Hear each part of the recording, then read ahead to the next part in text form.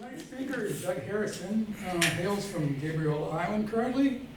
After spending his working life in the logging industry, Doug became a self-taught artist who paints from memory and old photos, historical images of wooden workboats, steam locomotives, and other scenes along the working west coast of BC. He brings these recollections back to life in acrylic and watercolor. Doug spent the first 10 years of his life amongst old growth timber, steam locomotives, and rows of buildings on skids at the Alberni Pacific Lumber Company's Camp 1, which was located at the end of Beaver Creek Road in the Alberni Valley. And he spoke to the NHS about the life and times at Camp 1 the last time he was here. And later his family moved to Great Central Lake, which was another small company town, gone to as they all go. And he graduated from Alberni District High School in 1960 before starting a lifetime logging career with McMillan Bloedel. His career was divided across several Vancouver Island logging divisions, including Sprout Lake, Northwest Bay, Chemainus, and with the exception of all on Vancouver Island, with the exception of a 6-year stint in Haida Gwaii. And before we begin tonight, I want to encourage you to participate, or audience participation or audience interaction, because Doug is light on his feet and he's maneuverable, so there's no way you can set him off balance. If any of these scenes or images are part of your shared stories or lives and times, feel free to comment during the course of the presentation and exchange with Doug. And of course, keep your comments, don't get long-winded, but keep your comments reasonably short and precise and concise, and it should make for an enjoyable evening. Okay, thank you. And Doug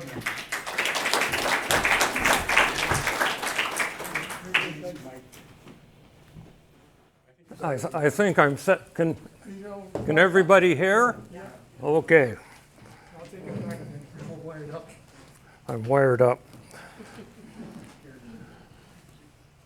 Like many of us here, I didn't really make history, but I was in a position to observe it. So I've spent my entire life living in small communities on the BC coast. And in doing so, I met a whole bunch of wonderful people. And I heard their stories.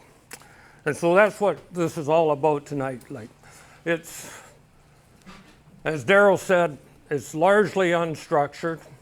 I'm going to put up a bunch of images on the screen, most of them paintings that I did.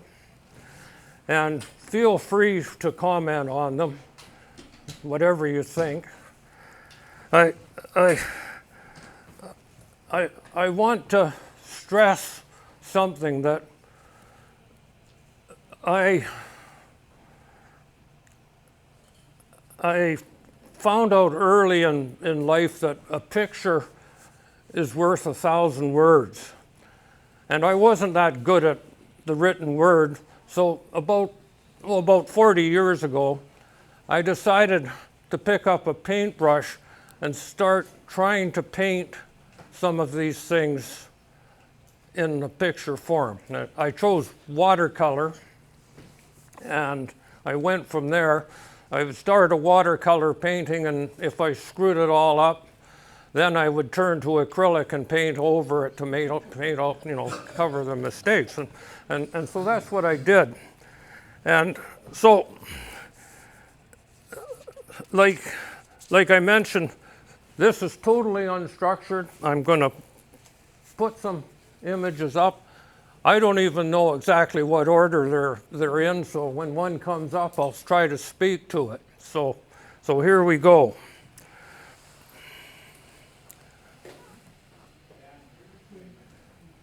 This is a painting that I did totally out of my imagination of the day that I was born.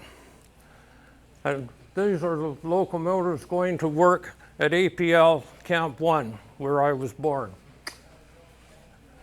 A little bit on the side of this particular day, it was October 16th, 1943, right in the middle of the Second World War. That night, apparently, according to my mother, there was a huge storm. The wind blew, it rained, trestles got washed away, there was windfall all over. It was a hell of a mess. That was the night I was born.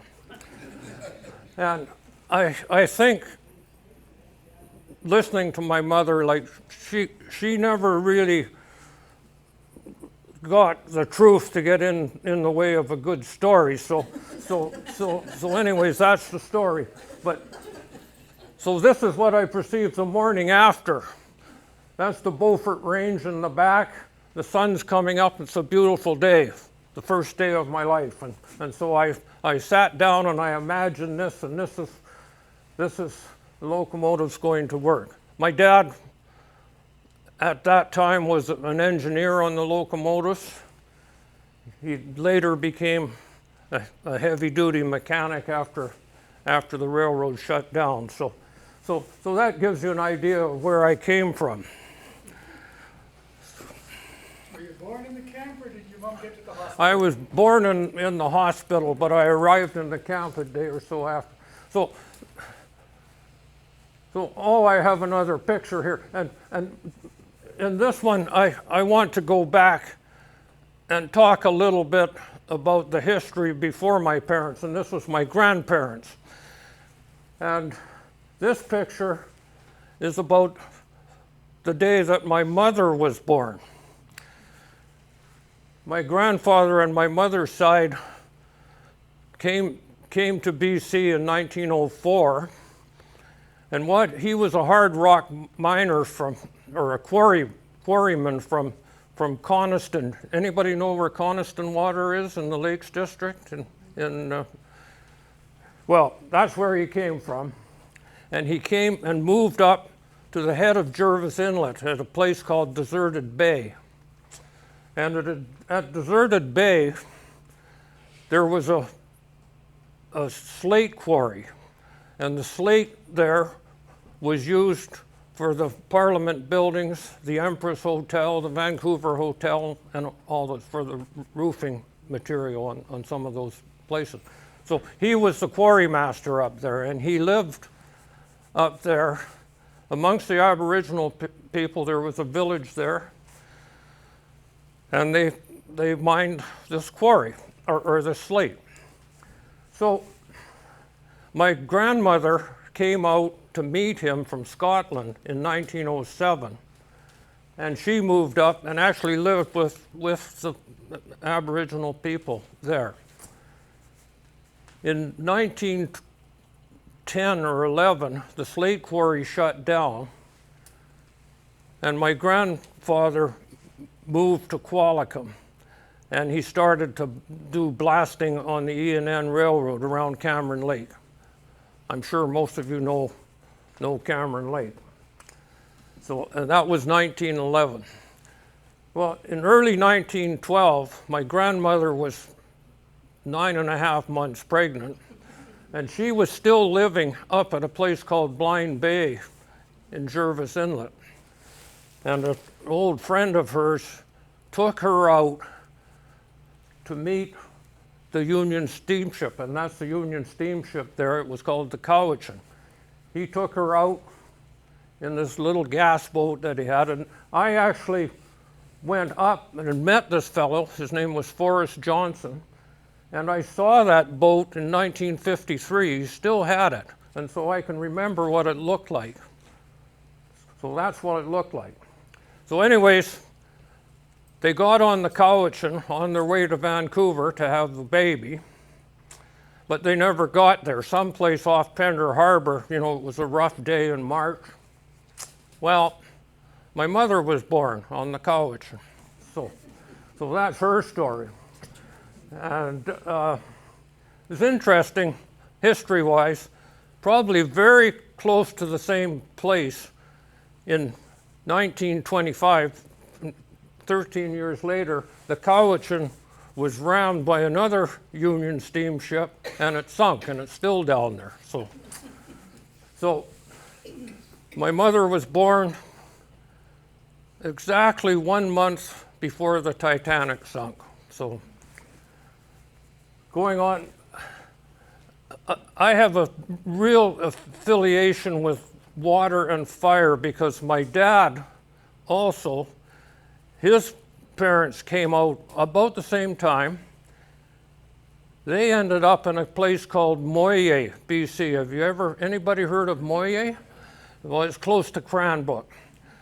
At that time, in 1910, there was a sawmill at Moye and quite an established village. On August the 1st, 1910, a big forest fire came along. It burnt down the whole town, burnt down the sawmill. All the residents ended up in a raft in the middle of Moye Lake, and my dad was born on that raft. So I have an affiliation with water and fire in my history. Well, And what was the name of that boat that went to meet the, that is artist's license. oh, I named it after my grandmother. Her name was Margaret Ann. So, like, one thing that I must stress on this, you guys are all historians, and historians, they always rely on the truth, and they rely on photographs. These aren't photographs. These are out of my head. Okay, so one thing about photographs too, and I think all of you will remember, in the 1920s, 30s, 40s, 50s, some people had a camera, but what was it? It was an old box camera like Kodak, and you held it like this. And what did we do with those cameras? We very rarely took any pictures of what was happening around us. It was too expensive. So what we did, we lined up mom and dad and grandmother and the kids on the front porch with the dog and said, everybody say cheese, right? That's what we did. And most photographs of what was happening, like the resource-based thing, in those days, most of those photographs were taken by professional photographers. And those guys were hired by the newspapers, they were hired by companies, like H.R. Macmillan, CPR, and all these companies to document what they were doing. And those are the pictures that have ended up in the archives now, and you see them in books, and a lot of artists copy them, like the steamers and all this stuff. But anyway, we'll carry on. This is a little disjointed, but this first part is sort of about my life, and that's the boat. I painted this painting for my brother just a couple of years ago, and since then he's died. But my dad, in 1951, decided he was going to build a boat, and that's what he built. It was called the So-and-so. And I remember very much the building of that boat. We went to Vancouver to meet the naval architect, and then I helped my dad. We laid it all out and lofted the plans on the floor, and then they built that boat in the barn. And as kids, we had to go down and work on this boat. So I got attached to boat building. Number one, I was attached to steam locomotives, and I knew everything about steam locomotives. I rode on them all the time. After that, this is about the time steam locomotives, then I got involved with boat building. And so after the boat was built in 1953, we sailed that boat all over the coast of BC, right from the Gulf Islands to Desolation Sound, Jervis Inlet, the Broughtons, and later on to the west coast of the island. So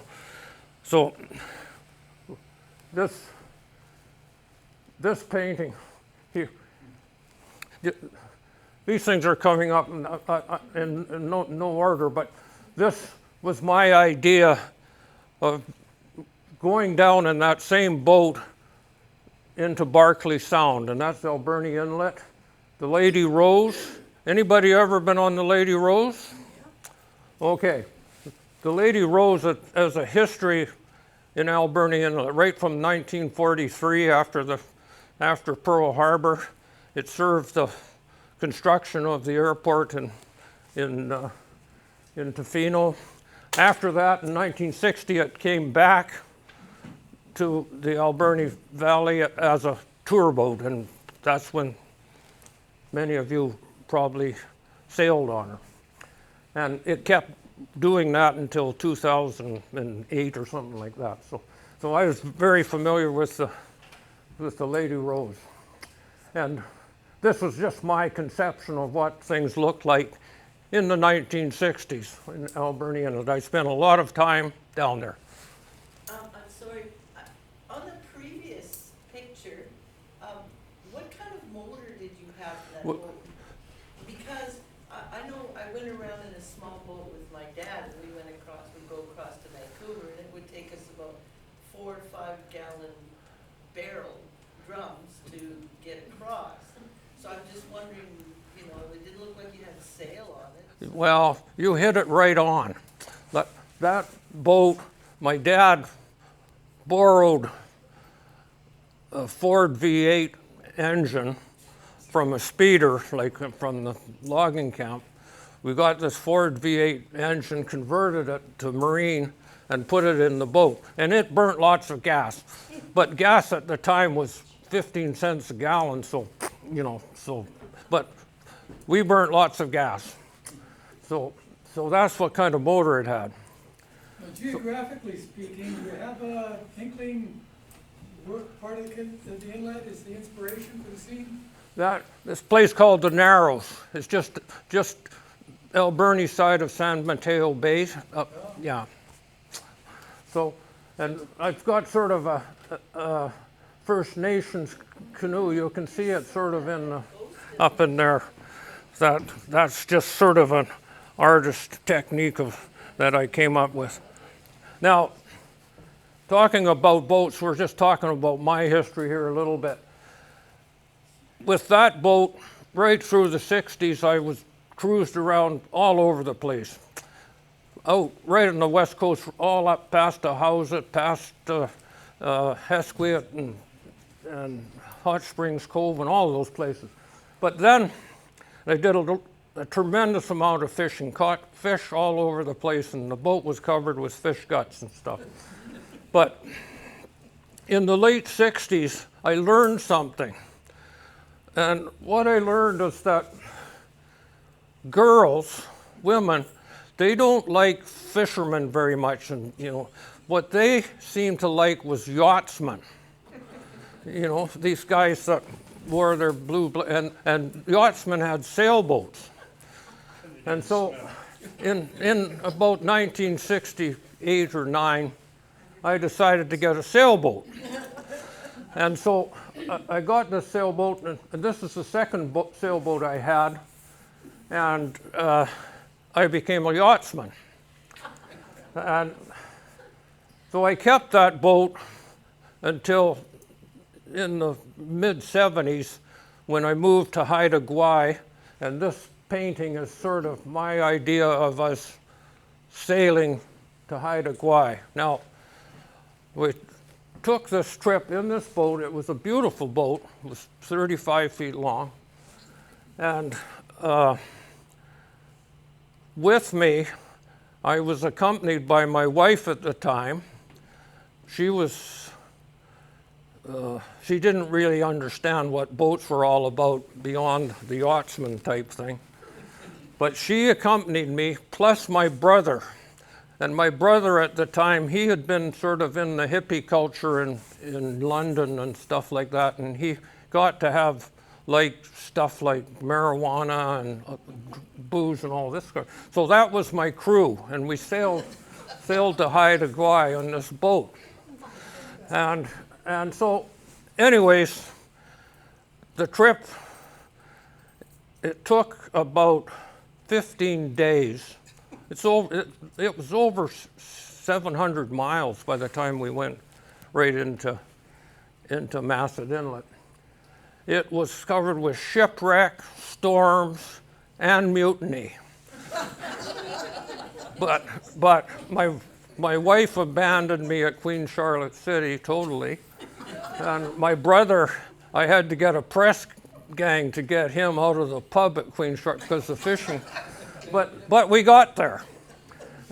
But as soon as I got the boat to Giscatla in the Queen Charlotte Islands, I found out that my wife was pregnant with our second daughter, and so that was the end of yachting. So I sold the boat, and it came back, and it spent the rest of its life at Nanaimo Yacht Club. So anyways, we'll carry on. So, but I hadn't forgotten boats, and so when I was working in the Queen Charlotte Islands, not that I didn't have anything to do, because this place was kind of a crazy place. We had over 300 men in the bunkhouse.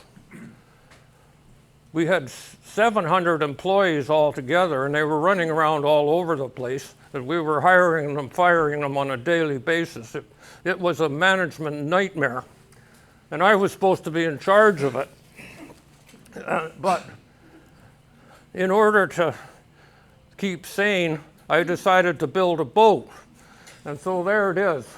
Mind you, it was largely built by some of the guys that worked in the machine shop at Giscatla. But so after the boat was finished, by that time I'd moved back south, and we cruised in that boat all over the place as well. It was called the Catch-22. I don't know if anybody ever read that book. This is the inaugural voyage of the Catch-22. Another painting. These are just some more boats that I've built and stuff. I'll just go through them. Now, what I wanted to talk about, like a little bit about, this is going back to APL Camp 1 now. Railroad logging. And there we are. That's my impression of the very first load of logs that went out of H.R. McMillan's APL Camp 1, and that was in 1937. My dad was working on that locomotive. It was the 3-spot, the Shea locomotive. Is that the 3-spot that's still in the valley? No, that one has come back 3 or 4 times as Hondas and Toyotas. Eh? So this one too, this is the 4-spot. This painting was my idea. Alberni Pacific, before APL Camp 1 in the Ash River Valley, actually operated down the Alberni Inlet. And this was moving one of the locomotives up the inlet by the Stone Brothers tugs. And my dad actually worked on that locomotive with another old engineer called Eddie Johnson. So, and that's just my idea. I actually found a photograph of that move. This painting is of the 2-spot, another old Shea locomotive, and this one still exists in the Alberni Valley. That is the very first locomotive. That one that still exists, they used to drive to McLean's Mill? No, that's not that one, but that's another one. Yeah, because the one that they drive to McLean's Mill, it used to be located on the bottom of Redford Street, Yeah. right on 3rd Avenue there, and as kids we used to go and play in it. Yeah, well that's the 2-spot, the one you played on. Yeah, right. And then they put it back in. Yeah. And then after they restored it, didn't it go to Expo? It went to Expo 86. Yeah, that's right. I also worked at Chemainus Division, Copper Canyon. This is one of the locomotives there. Same thing, very similar to APL Camp 1. At that time, it was called Victoria Lumber. And Victoria Lumber was bought out in 1944 by H.R. McMillan. This one if you ever go by the Forest Museum in Duncan, there's a locomotive sitting out in front there. That's the one spot from Blodell, Stewart, and Wiles. And that locomotive also was at APL Camp 1 when I was a kid. So, Was it at Great Central too? yeah, it was at Great Central. That one actually worked up the lake at Camp 9. This painting, I can remember when I was a small boy, I was maybe 9 years old, they were rebuilding one of the locomotives in the machine shop at APL Camp 1. And every Friday night, my dad would take me up to see what the progress on this locomotive was. And they had a huge crane over the thing that could lift the whole boiler of a locomotive up. And they had it all apart. And I can remember very clearly this overhaul. And so I did this painting of that, and it was several years ago now. But I had no information on really what it looked like. But coincidentally, I got into the archives in the Alberni Museum, and I found a picture of inside that machine shop. And it was almost identical to what I painted. It was interesting. So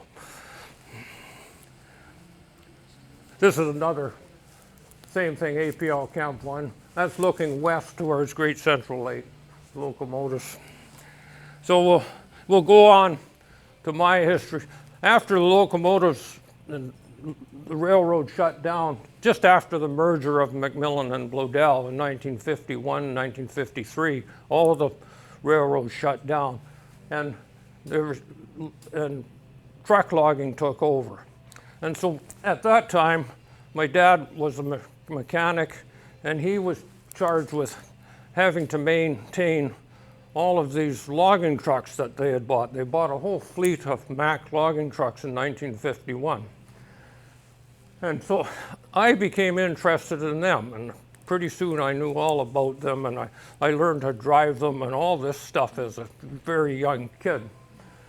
And so all through my university years, I would get a job working in the machine shop at Great Central Lake at that time, and working on these trucks and various logging machinery. And that's how I sort of financed myself through UBC.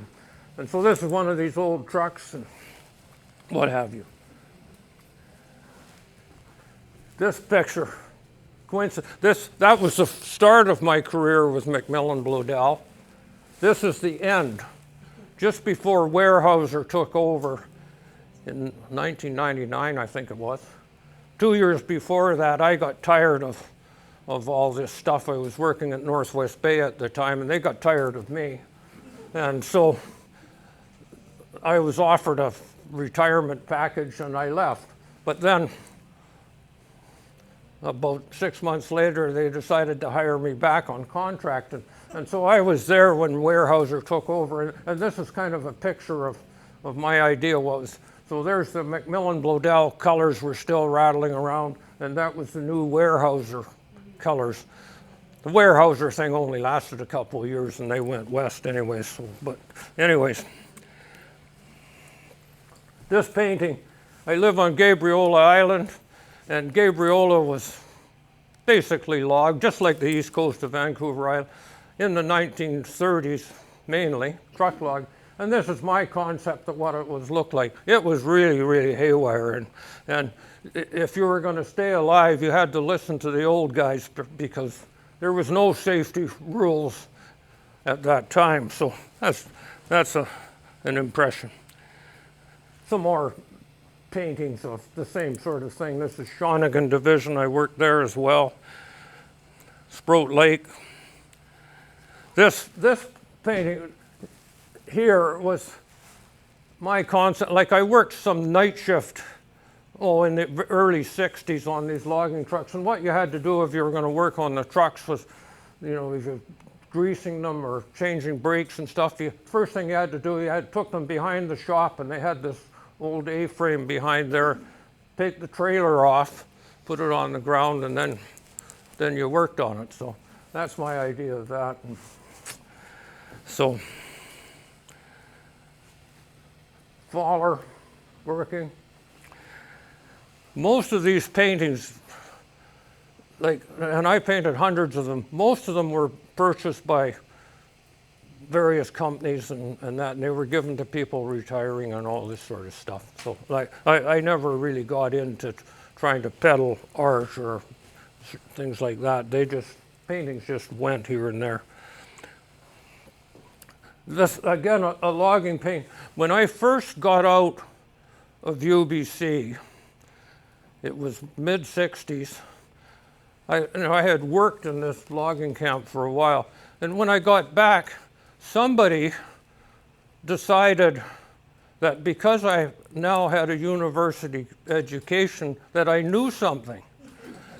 like I didn't even know if it was punched or bored, but they figured I knew something because I had a university education. So they decided that they were going to make me into a foreman.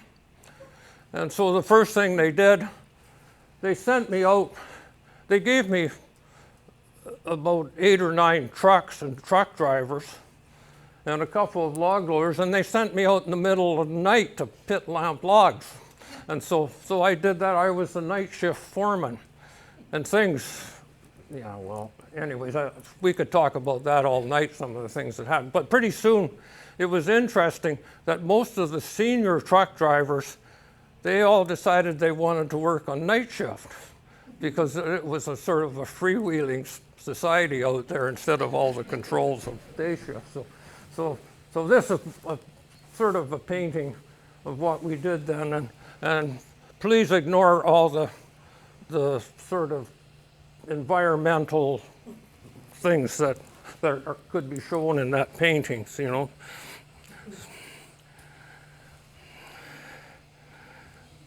This, I don't know what this is doing here, but I'll talk about this. This was in the Queen Charlotte's.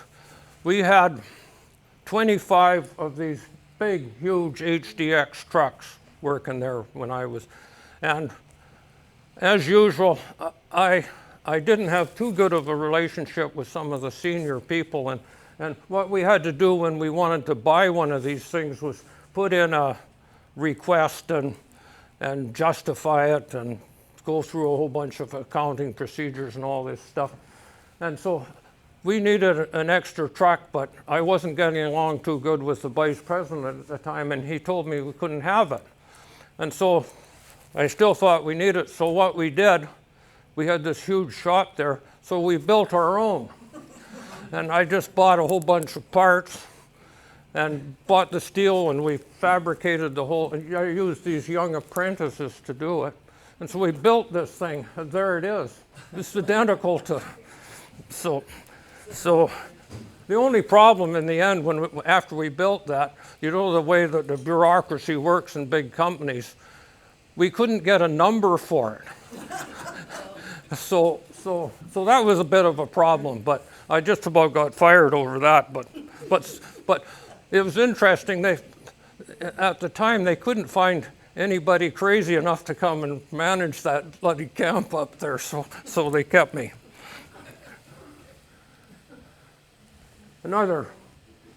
This is Northwest Bay. A little later on, we had this monstrosity called a Laterno. Like it would lift a whole load of logs up at one time, and it was I called it the electric headache. It was a nightmare. It was always breaking down, and I actually got 2 trips to Texas to go and try to redesign this thing. And so I did this painting of the darn thing. It just drove me crazy. Some more pictures of logging, but I'll forget these. Queen Charlotte's. Here's a few things about the Queen. I moved, and my wife and I moved to the Queen Charlotte's in early 1973, and I was there for 5 years after that. So and they sent me, at that time in the culture of Macmillan Bloedel, the Queen Charlotte's was something like, if you ever read about the German army during the Second World War, if you were really didn't misbehave, you got sent to Russia, and the Russians sent people to Siberia.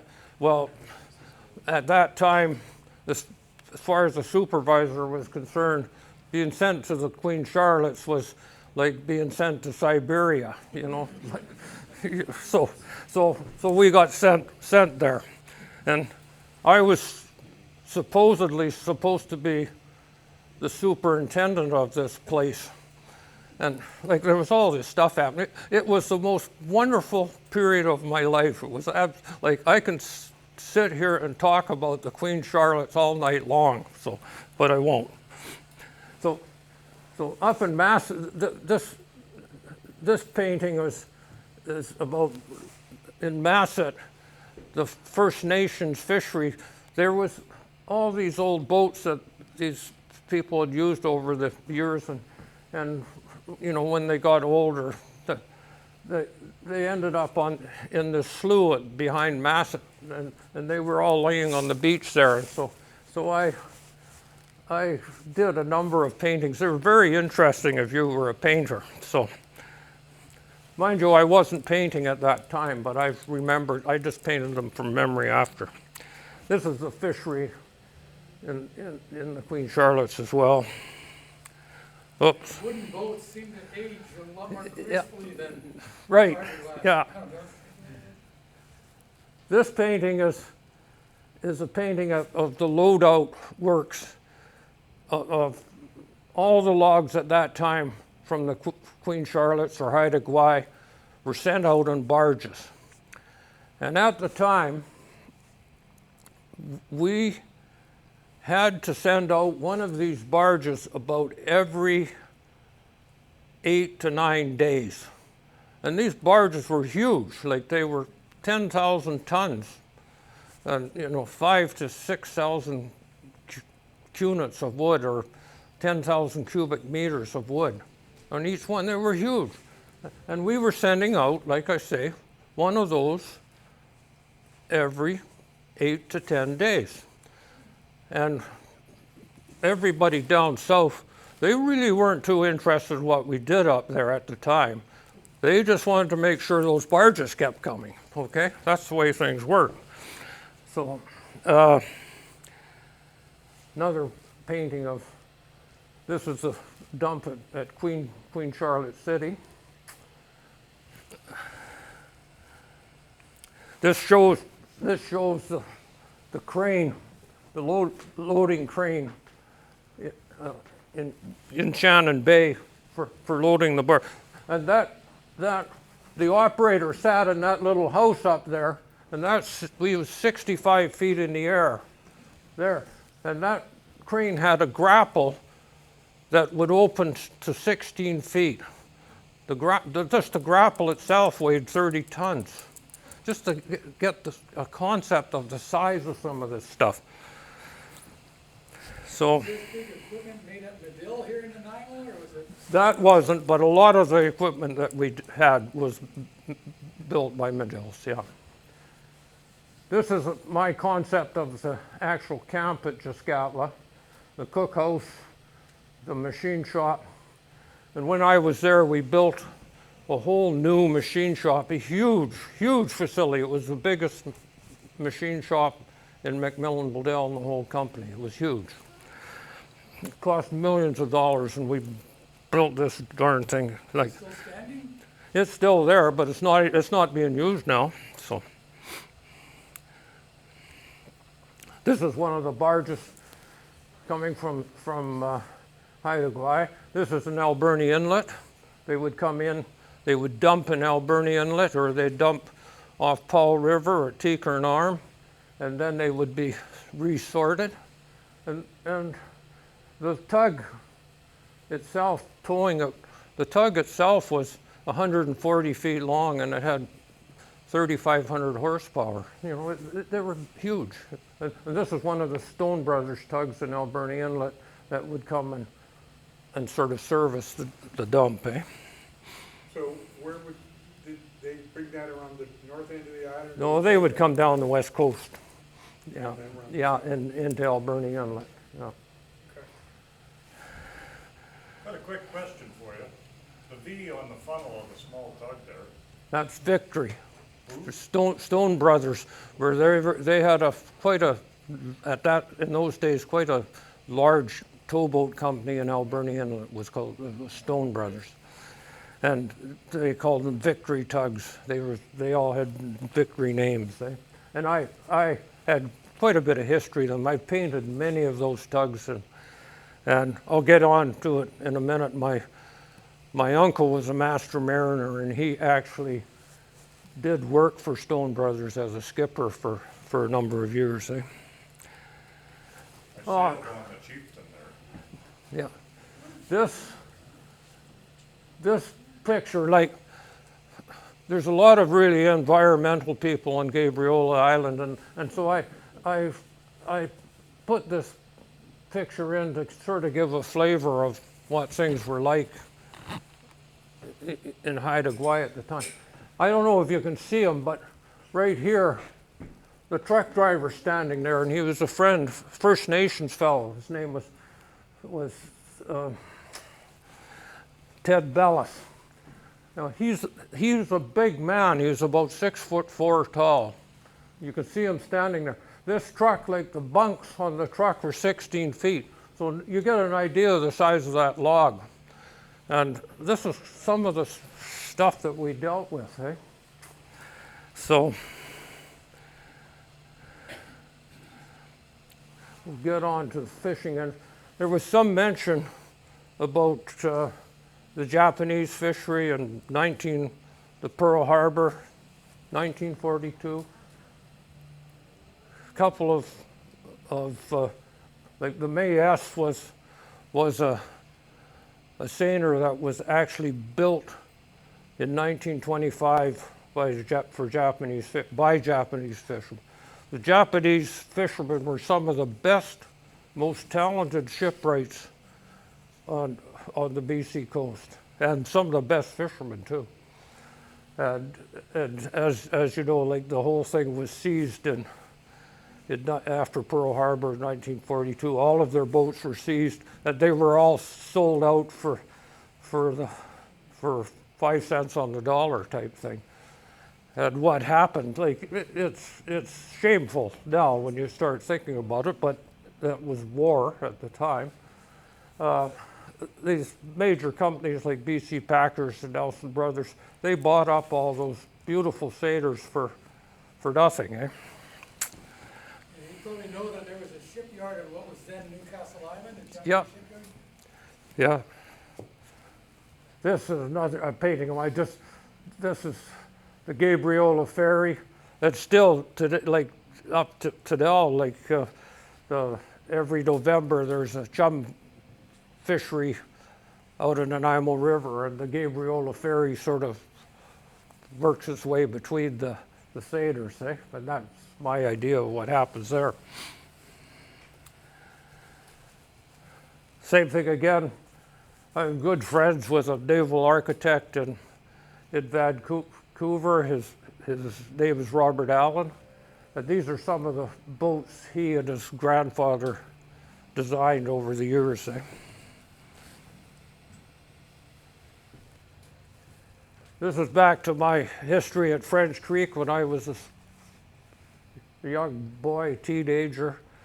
My grandparents lived in Parksville and Qualicum, and we would go, my brother and I would go to French Creek, and we used to get jobs working on these little trawlers, like painting the bottoms of them. And again, it was an environmental nightmare. Like we were scraping off this red lead paint, and it was called King Neptune, and it was just absolutely deadly stuff. Worked really good, but I don't know how we lived through it, but that's what we did. Another small gill netter, just there. I could go into these things. French Creek theme too. Yeah, probably. Again, some fishing history. the old boat in the back is called the Chief Skoogag.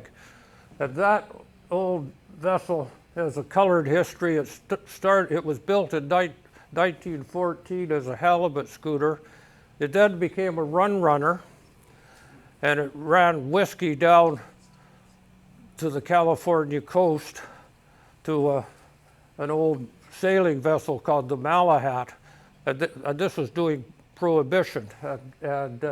So it did that for a number of years. And then I did this painting for an old fellow. After that, it became a fish packer. And this old fellow was the skipper of it. And he commissioned me to do this painting. So, and the small gill netter in the front is from another family that I was acquainted with.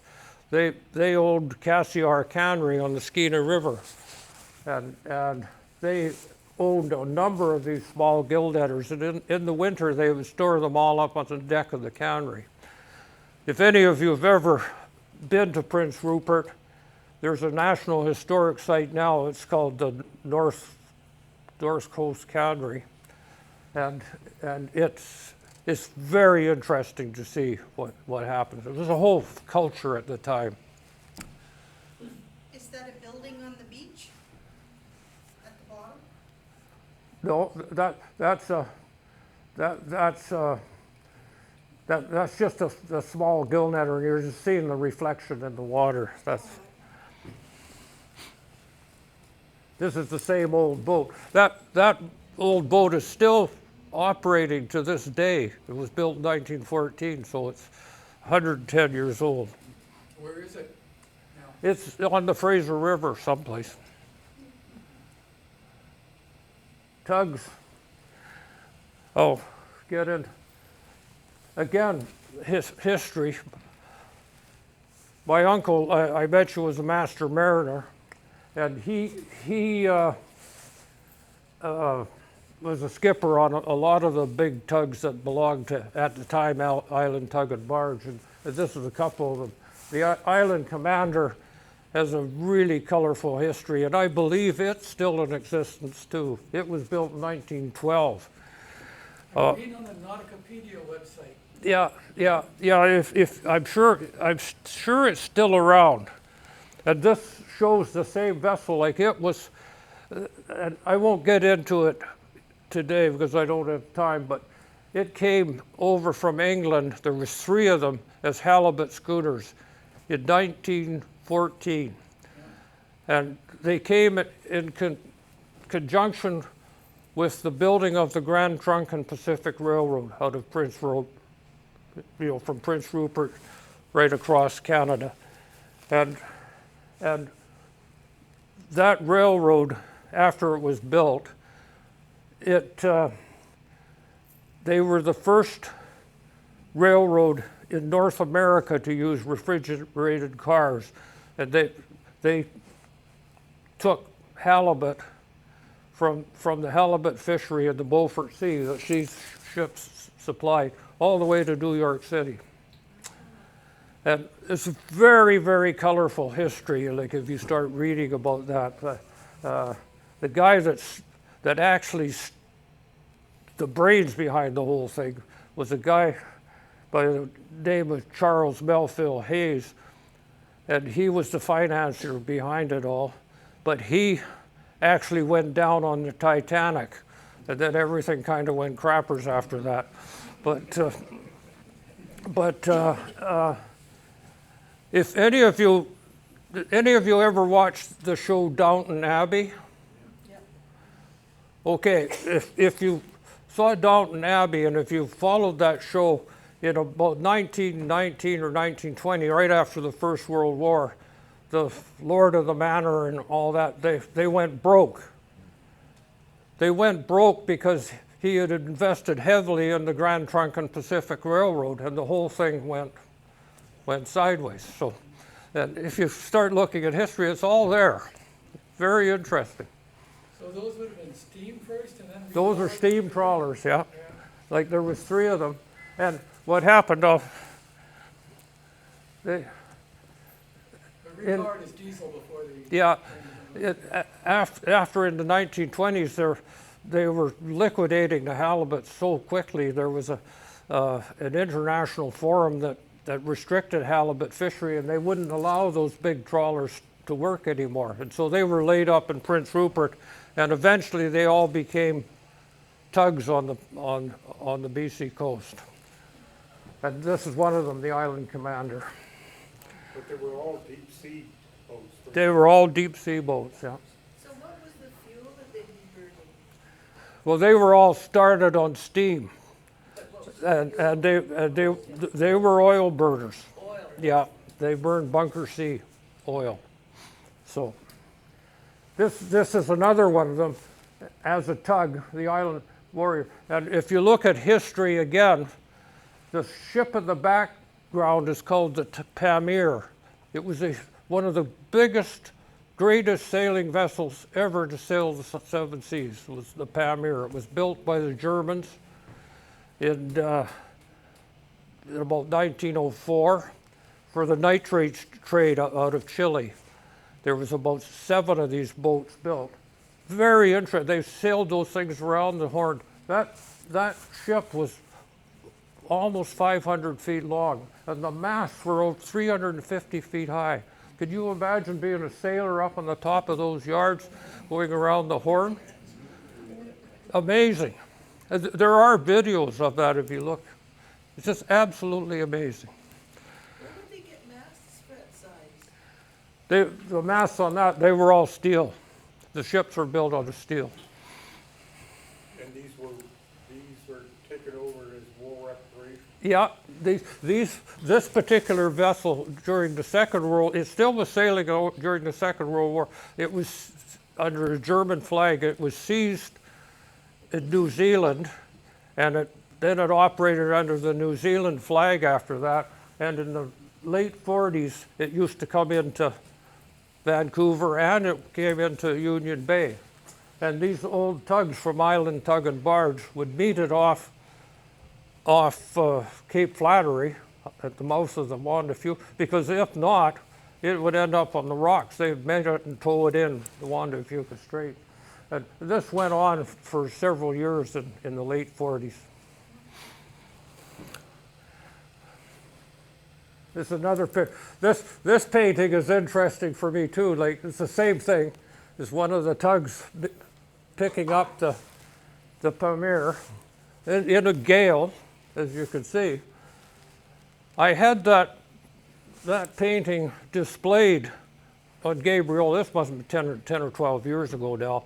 And this old fellow came along. It was kind of a weekend art tour type thing. This old fellow came along, and he bought that painting instantly because he had been a tugboat captain out of Southampton in England, and he had towed the Pamir out off Fascinet Rocks a couple of times, and he was just thrilled with that painting because it told him exactly what it was like. And this was just painted out of my head.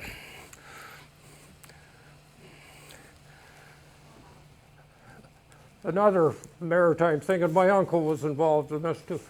This is an old tug that operated on the coast. It was called the Sudbury.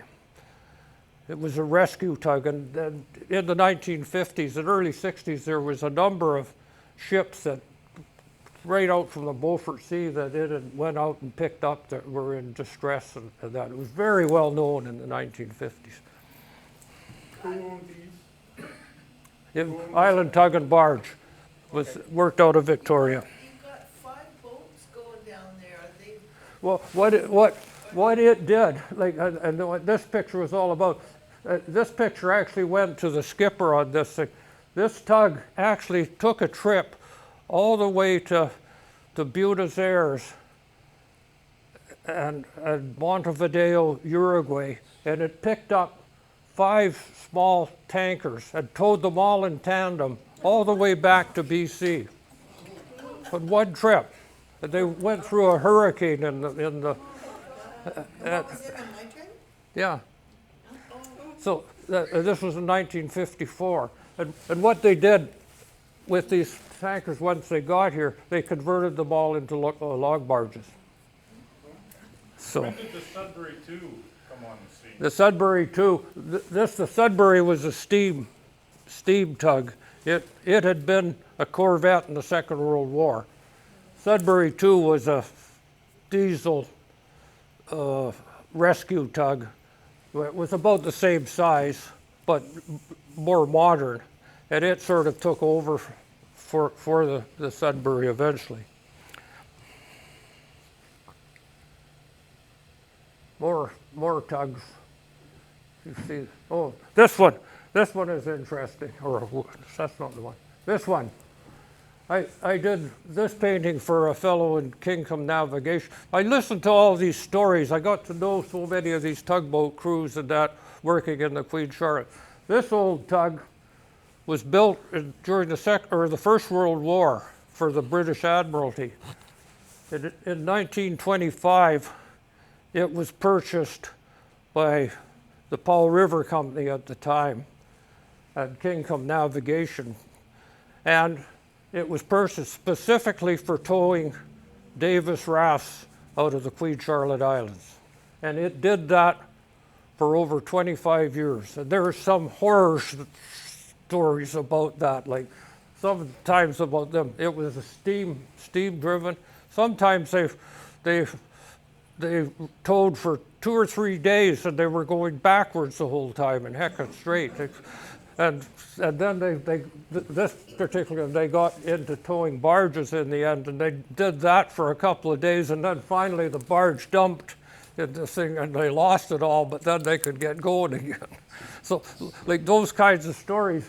So I just sort of perceived that in my mind and did this painting for one of the crew members or one of the skippers on that tug. So is a Davis raft a raft of logs? Yeah, it's a huge raft of logs that are built up so they can maintain their integrity going across the straits without. Logs are cables and bundles, aren't they? Yeah, that's right, yeah.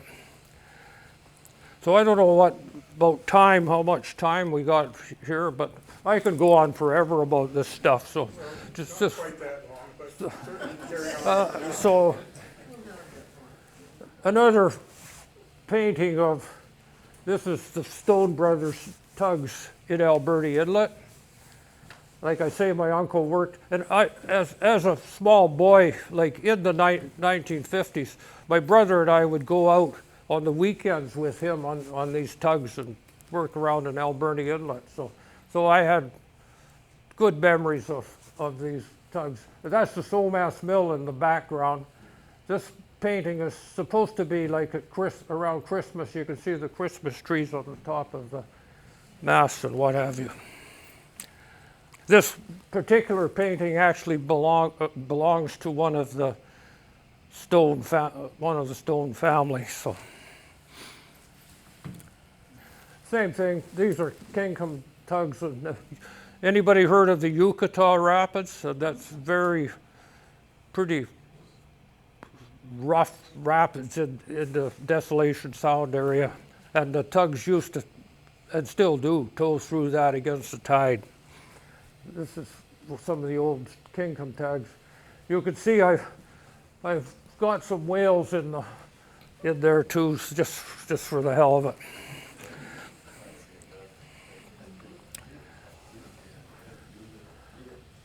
This is sort of my idea of some sailing vessels. Have any of you heard about the salts vessels, the sailing vessels that sail out of Victoria? It's a youth training thing. They have two big sailing vessels, the Pacific Grace that was built in the 1990s, and the Pacific Swift that was built at Expo. And they're still sailing now. It's a youth thing. And so I've got a couple of paintings I've done of those vessels. That's another one. Where are we here? That's the Pacific Swift there. And this one is another part of our history that I don't think we should brag about too much, and that's the sealing scooters out of Victoria in the 1890s. they used to, a lot of the pillars of the community in Victoria, the very wealthy people, made it the sealing industry. They would sail, they had these scooters, they would sail up into the Beaufort Sea and slaughter the fur seals. They absolutely obliterated them. And what they did, they would sail up to places like Ahousaht, Hesquiat, Skidegate, Skidans, First Nations village, and they would pick up hunters there. And the hunters would go and kill the seals. These guys were totally unscrupulous. And a lot of First Nations people died as a result of it as well. But the whole thing ended in 1911 when the Pacific Fur Seal Commission stopped it. It was the International Commission that totally stopped it. But and after that, for years, a lot of these old scooters were laying on the beach around Victoria Harbor. It was part of our history. Some of those eventually came and did whaling too around Oh, yeah, after they yeah, they did, yeah. did, and then they wiped out the whales in the south part of the island. So you know, we have a lot of things in our history that it happened. And, oh, this is a painting I did for a friend. It's of the Nonsuch. The Nonsuch was a Hudson Bay vessel that sailed in, and that was in the early 1800s. And the Nonsuch is, I guess, a replica of the Nonsuch is in the museum in Winnipeg now. Actually, it sailed, I think, Yeah, in North Atlantic in 1967, yeah, something like that. Yeah. or into Hudson Bay, yeah. This is a couple of the salt vessels.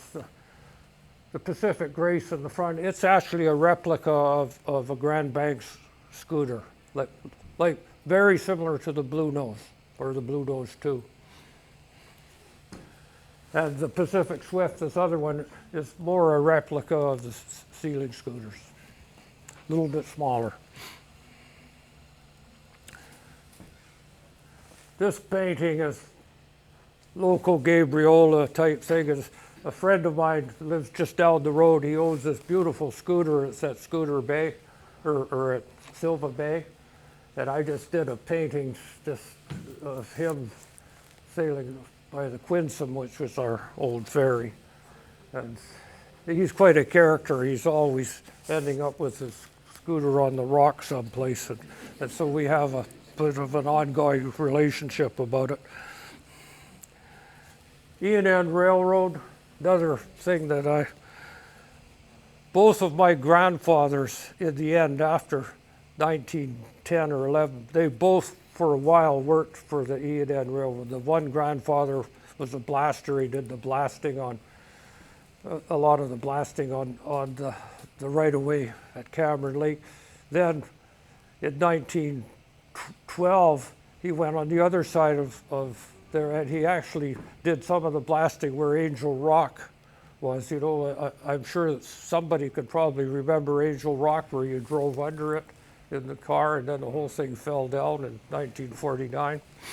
So he worked on that too. He was a pretty haywire guy. Is that the Kinsel trestle?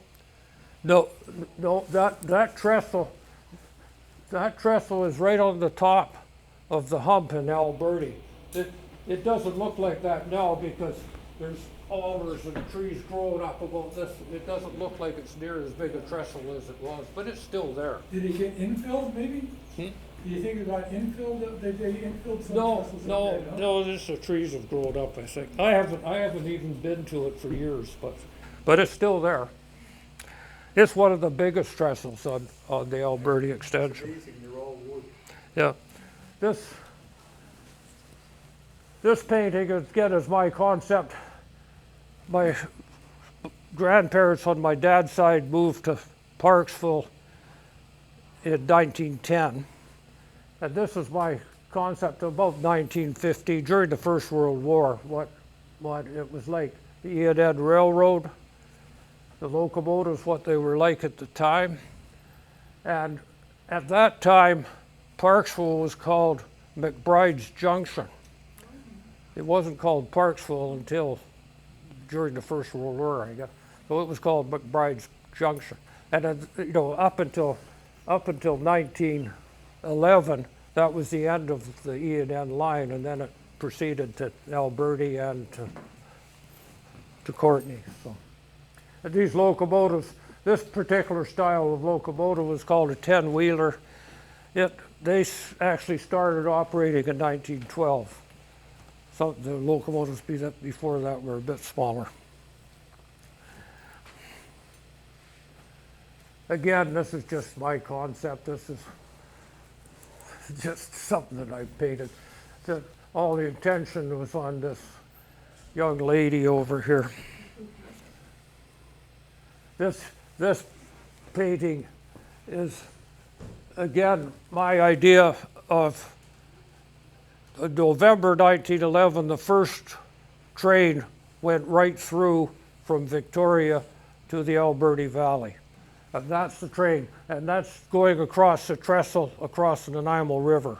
That trestle had just been built at that time, and it was a steel trestle. Actually, I think it had been recycled from someplace on the CPR mainland, and that trestle is still there to this day.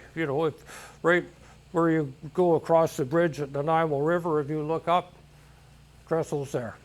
Same one. This is the old trestle that preceded it. It was an old wooden trestle. Actually, we had a speaker, and some of the bridges, he spoke about E&N, and some of the bridges on the E&N were actually recycled from England. Yeah, well, like some of them, like that particular trestle, like it was all riveted together. And a lot of it was made. A lot of them were made out of cast iron, and some of them were cast steel. And they were riveted together, and so they just took the riveted bolts out and then brought them and put them back together. Like there's a huge trestle at Niagara Canyon, like just above Gold Street, and that big trestle originally went across the Fraser River by Yale. And then in 1905 or 1907 or around that time, it was put on the E&N. So there's interesting history if you start looking at it. This painting, a little history on my mother. She taught at Coombs School. You know where the goats are on the roof at school? Well, Coombs School is right there as well.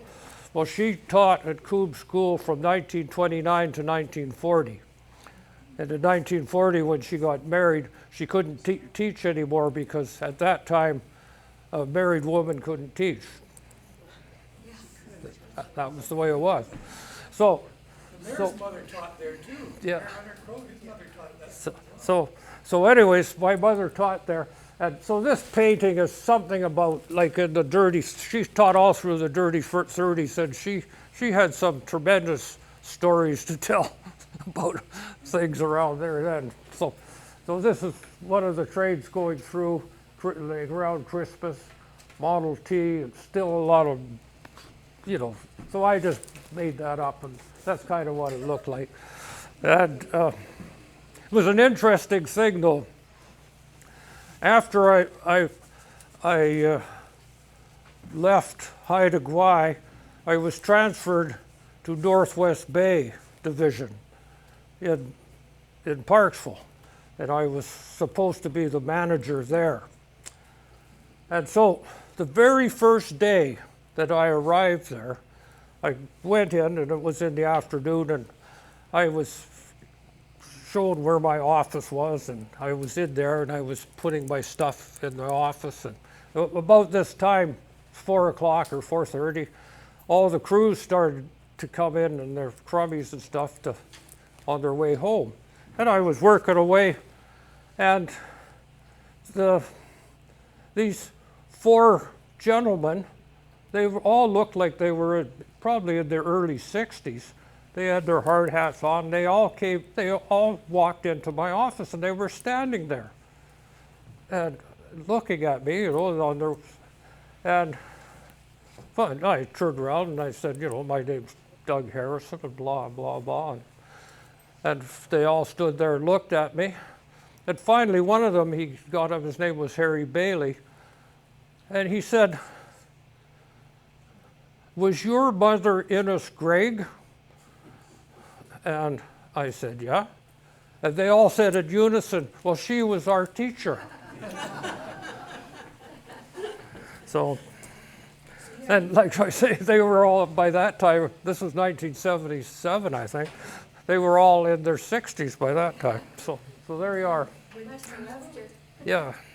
So we'll carry on here. That's the chalet at Cameron Lake. That was a real uptown place at one time. They had rooms, and all the rich people used to take the train up from Victoria for an overnight rendezvous at the chalet. And they had terraces down onto the lake. And I can remember my grandmother taking me to high tea there in the 1940s. Excuse me. Back to when you were with M&B, did you ever know of a gravel contracting company called Parker Brothers?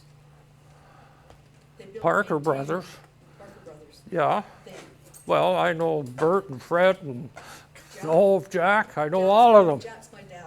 Jack's your dad. Yeah.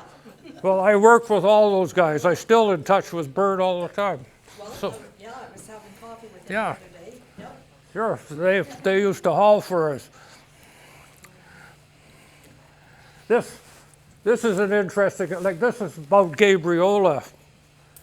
This is an old steamer that used to go from Nanaimo all through the Gulf Islands to Sydney on a weekly basis. And it was called the Iroquois. Anybody ever heard of the Iroquois? Well, it sailed, like it serviced the Gulf Islands from 1901 to 1911.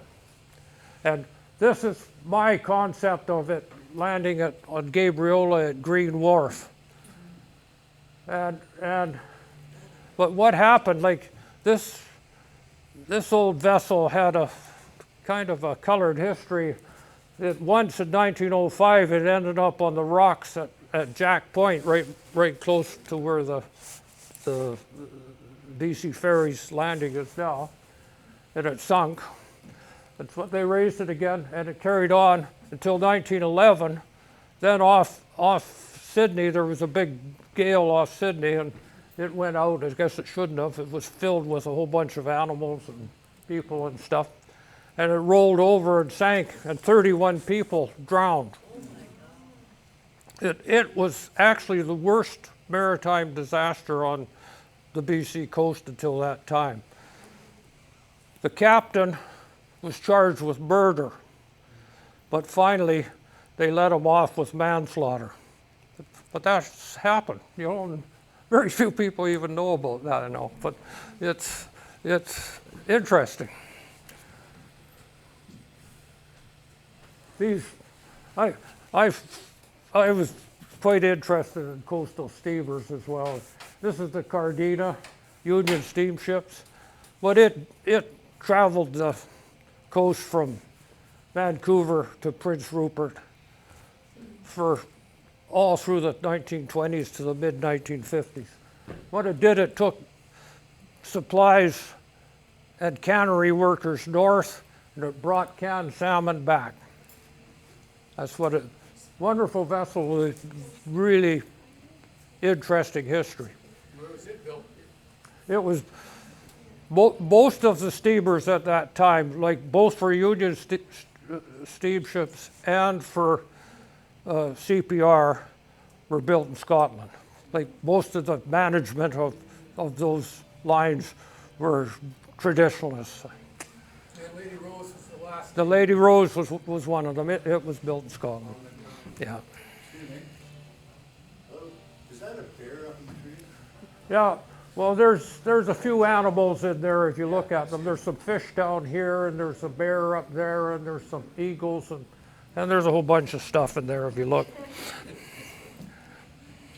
This is another one, same thing. He's got the same bear.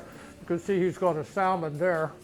But this is another Union steamship. Same thing, was called the Chilocin. Beautiful ships. They really were. This one is Gabriola. And this ship is called the Princess Mary. The Princess Mary, all through the 1920s and 30s, it went from Comox all through the Gulf Islands. It stopped at Beaver Creek Wharf, like by Raft River Beach and Nanaimo, and it stopped at Gabriola. This piling wharf was just below our house on Gabriola at the time in False Narrows. Stopped there, and then it went south to Gadgie's and various places. Became a restaurant in Esquimalt. That it became a restaurant in Esquimalt, right? And that was done by the Ellsworthys who owned Island Tug and Barge.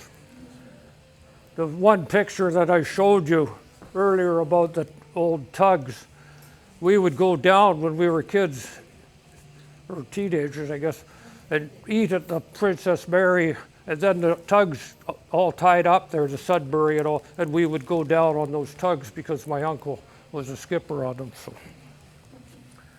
So that's the Princess Mary. This one is another CPR vessel. It was called the Princess Sophie. And that is the worst disaster on the Pacific coast. I think it was October 18th, 1918. It was going from Skagway to Vancouver to Seattle. It ended up on a reef halfway down in a big storm called Vanderbilt Reef.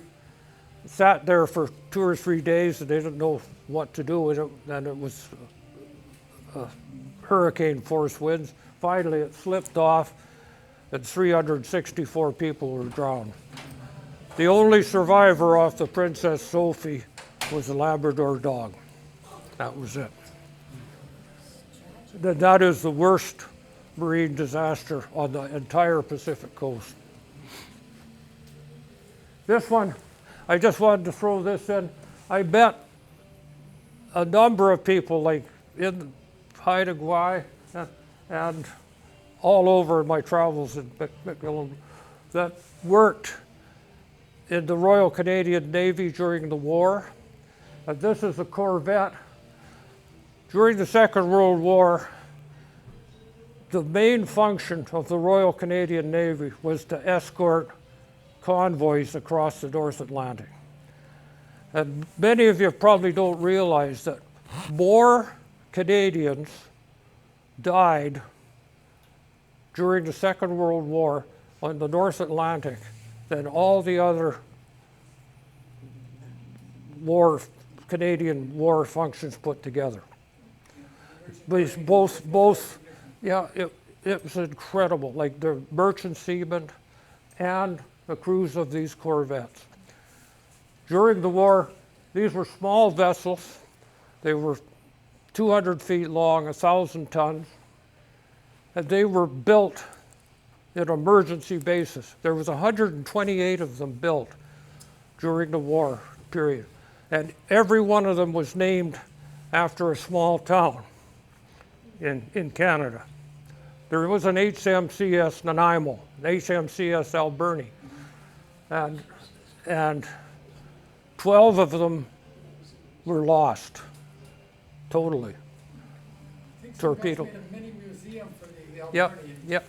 Like I paint, like the HMCS Alberni was sunk in 1944 off the Isle of Wight. It was torpedoed, and of the 90 crew members on the boat, 58 died.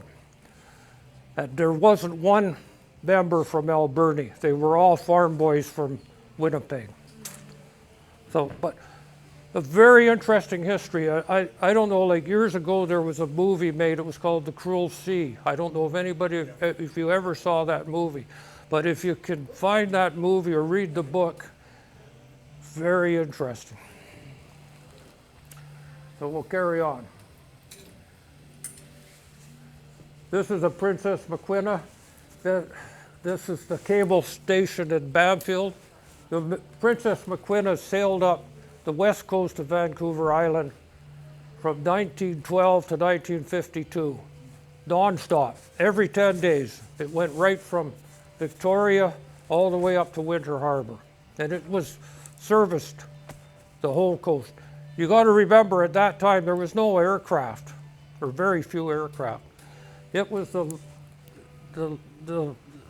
main communication, all, you know, the supply, whatever, of the people. Another thing too, when you look at history, during that time, the population of the west coast of Vancouver Island with mining, fishing, the canneries, was much higher than it is now, much higher. So, and that vessel went for all those years through all inclement weather. It had no radar, no GPS.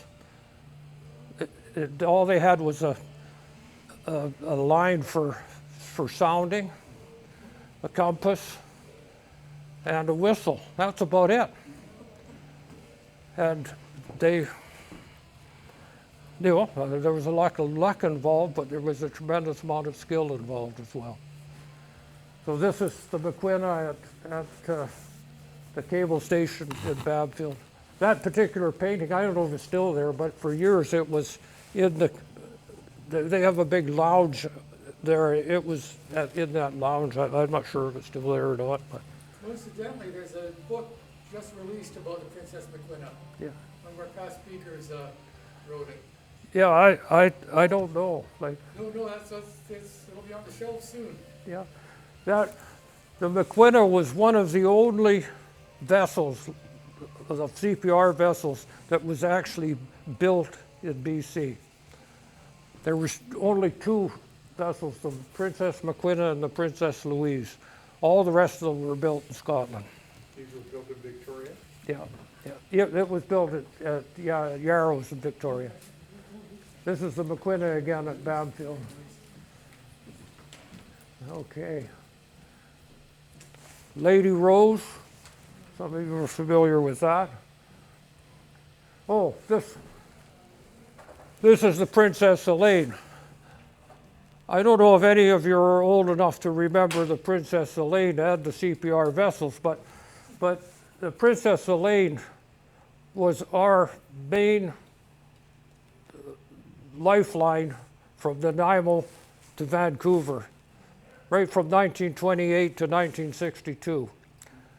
1960s when BC Ferries took over, but before that it was CPR, and the Princess Elaine was what we sailed on. I had many voyages in Princess. At that time, to travel on that, you had to dress up. And you went for lunch or dinner in the dining room, and they had silver and they had Stuarts, and like this was a different class of traveling in those days. And so there she is. She was a beautiful vessel. You can see Entrance Island in the back there. This is the coast of Gabriola. Was that, did that vessel leave from behind the Port Place Mall somewhere? Yeah, right. Yeah, it was called Cameron Island. Like where the Gabriola ferry is and all that, and where the that big tower is. That was all filled in. That used to be an island there, and that's where the CPR boats used to come in. Great big shed. Yeah. Oh, this again is the Mars. The Mars water bomber is getting a lot of focus right now because it's been donated or whatever to the museum in Sydney, and I had some experience with the Mars. I won't get into it all today. I've done presentations on this thing, but I did a fair amount of flying on the Bird Dog aircraft, which that's in the front. It's a Grumman Goose, and I would fly in the co-pilot seat because some of my crew were fighting the fire below, and I was kind of a communication link between the pilots and what was going on in the ground. So.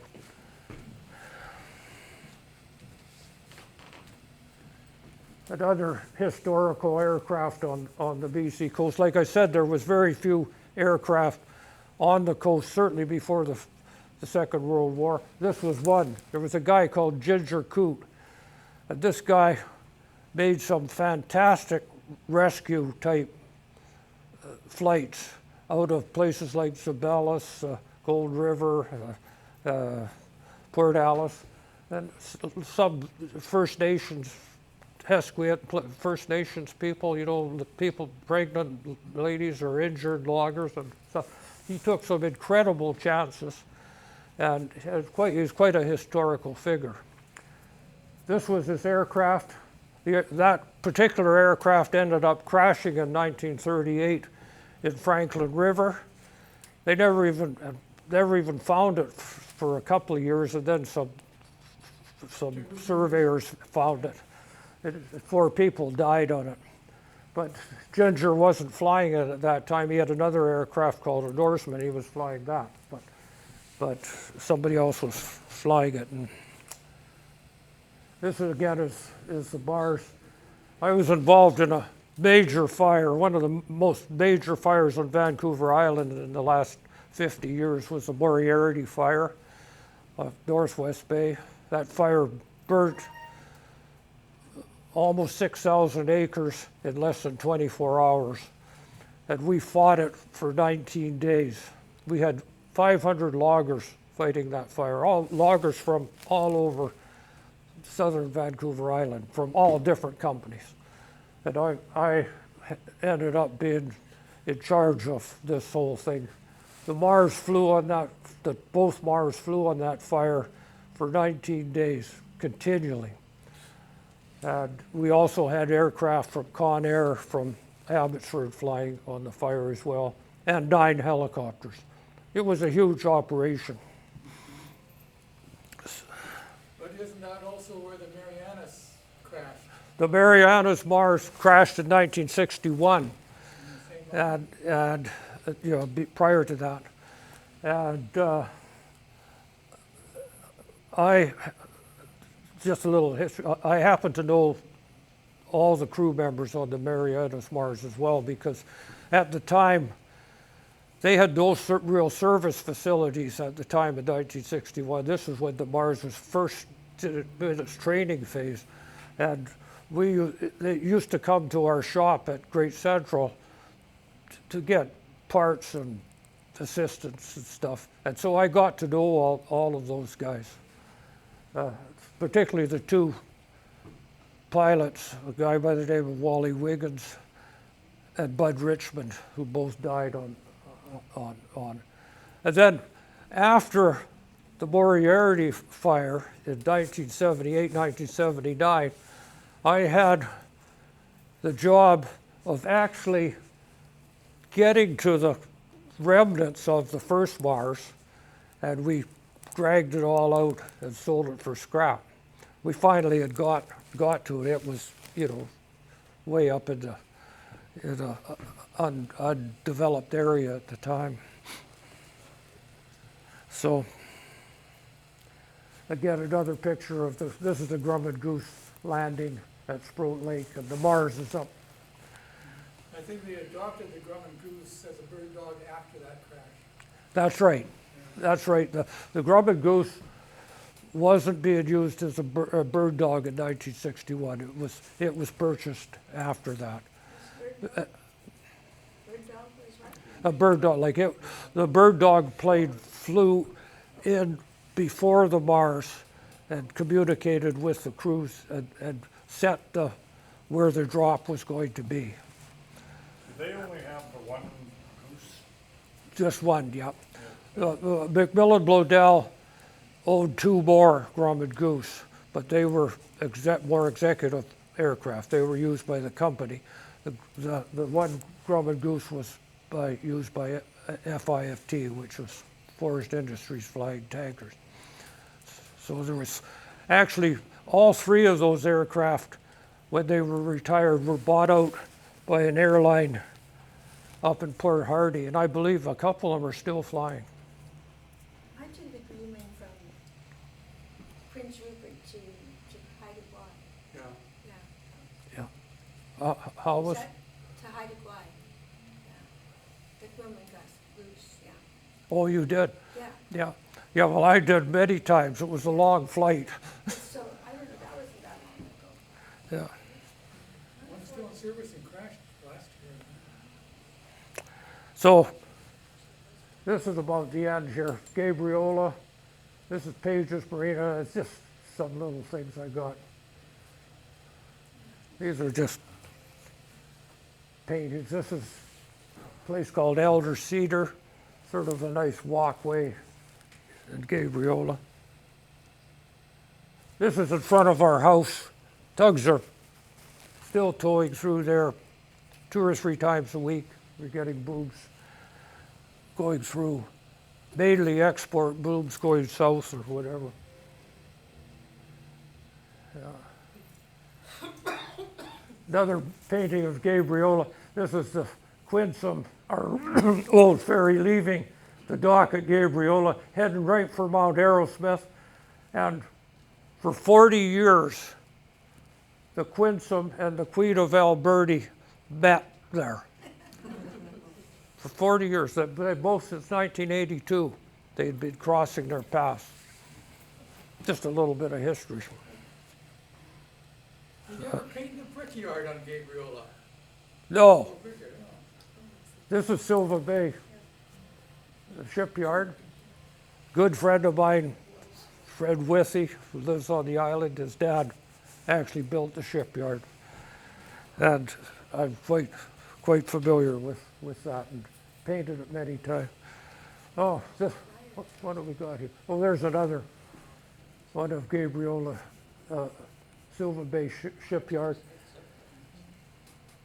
I sort of painted that sort of like probably in the 1950s, something like that, when the shipyard was really running. And these vessels here, several of these trawlers that were built at Silva Bay were actually built in the early 1950s for Japanese fishermen to get them back into the industry. And I happened to go to school and know several of those fishermen.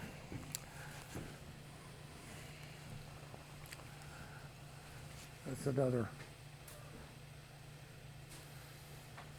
This I did for the fire department in Ladysmith. I don't know, when the 1950s, a church burned down there. This is my idea of the church burning down. There's a fireman out there trying to fight it, so they've got that in their fire hall or someplace. So that, oh, this I really got out of context here. This is a mermaid. And anyways, there's a little story with it. This young lady on Gabriola, she came to me, this was a couple of years ago, and she said she wanted me to paint a mermaid. And so I said, okay, so I painted this mermaid. And she had some sort of a thing with a friend of hers in Ireland, and the friend in Ireland was having some issues, I don't know what, and she wanted to send this painting of the mermaid to the friend in Ireland. And so she told me, okay, send this mermaid. So I painted the mermaid, and here she was. And she come to get the painting, and she looks at it, and she said, well, the mermaid hasn't got any clothes on. And she said, I don't know, I don't know if my friend's going to like that. And I said, well, I said, look at it this way. if you know anything about mermaids, like a mermaid is a fantasy. And it's a fantasy that sailors had after they've been sailing out away from women for years, like the whalers and stuff like that. It was a fantasy. And as a fantasy, could you imagine a mermaid coming out of the water with clothes on? And she says, well, come to think of it, probably not. And I says, do you know what one with clothes on? That's Walt Disney's fantasy. So she actually bought 3 different paintings of mermaids from me after that. I don't know where they went, but so I don't know what's happened. Something happened here, but